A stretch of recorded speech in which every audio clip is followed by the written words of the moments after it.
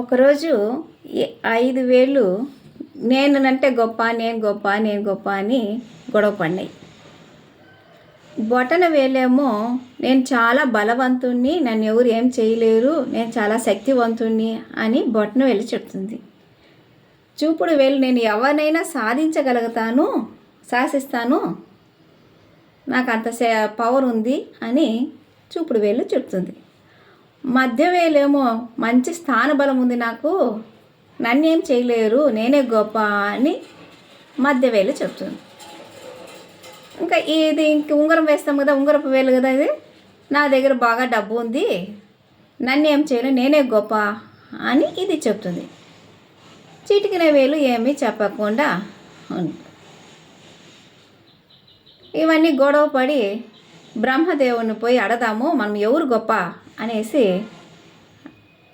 ఆయన దగ్గర తెలుసుకుందాం మనం పోయి అనేసి ఈ 5,000 పోయి బ్రహ్మదేవుని అడిగింది, మాలో ఎవరు గొప్ప అని, మీలో ఏం గొప్ప చెప్పండి అంటే చెప్పిన ఇవన్నీ, నేను బలవంతుణ్ణి, నాకు పవర్ ఉంది, స్థానం ఉంది, బలం ఉంది, నా దగ్గర డబ్బు ఉంది అని చెప్తుంది. మరి చిటికిన వేలు నువ్వేమి అని అడిగితే చీటికిన వేలు ఏం చెప్పక, మీకు థ్యాంక్స్ చెప్పడానికే వచ్చినాను, కృతజ్ఞత తెలియజేసుకోవడానికే